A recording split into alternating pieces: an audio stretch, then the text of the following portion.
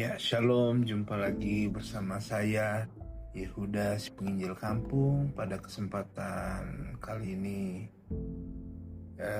saya ingin mengucapkan turut penanggungan dan turut berduka juga buat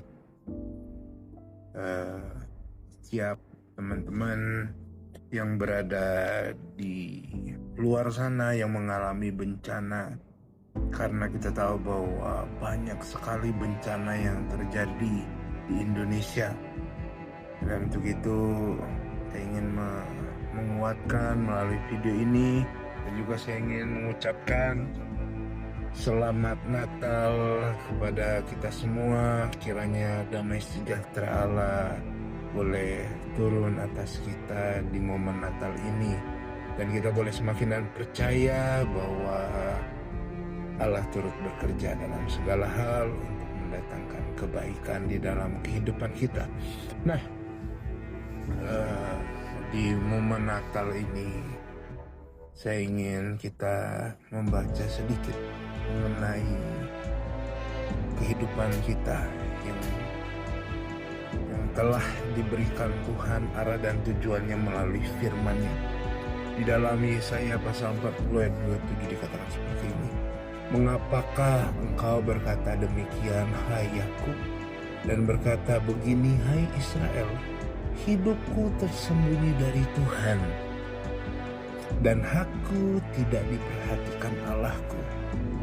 Ya, hari ini banyak sekali orang yang merasa lelah, tidak tahu arah dan tujuan, hilang arah. Bahkan juga kita tahu banyak yang mengalami kesulitan, banyak yang mengalami kedukaan, banyak sekali hal yang terjadi. Tetapi melalui ayat ini kita dapat melihat banyak orang tidak miskin lebih kosong. Banyak orang yang tidak berdarah tetapi terluka. Ada juga yang banyak sekali aktif di gereja tapi tidak lagi bergairah. Di sini kalau kita baca di dalam Yesaya ini, itu bukan kalimat dari orang fasik, itu bukan keluhan orang fasik, tetapi itu adalah jeritan umat Allah. Yang menjadi masalah utamanya yaitu kehilangan arah dan harapan. Kita perlu tahu bahwa jangan sampai kita melayani tetapi kita tidak bergairah, kita melayani cuman hanya sekedar aktivitas, hanya sekedar kewajiban saja, hanya atau dijadwalkan saja. Tapi kita perlu mengerti bahwa itu adalah bagian dari hidup kita, bahwa kita adalah anak-anak Allah. Itu status kita, itu yang perlu kita pahami. Di ayat 28 dikatakan seperti ini, tidakkah engkau tahu dan tidakkah engkau dengar, Tuhan ialah Allah yang kekal. Tuhan ialah Allah yang kekal. Masalah Israel bukan kurang pengetahuan, tetapi pengetahuan tidak lagi mereka hidupi.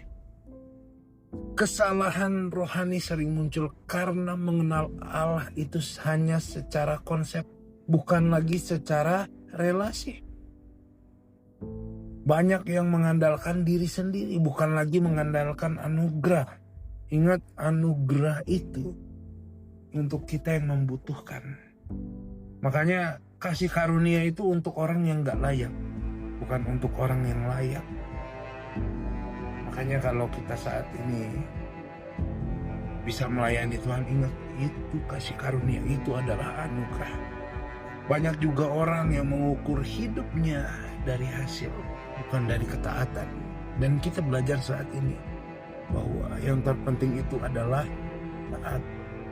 Kita mau taat supaya di hati kita lahir juru selamat. Ingat teman-teman bahwa orang Majus tidak akan sampai kepada Yesus kalau tidak melihat bintang.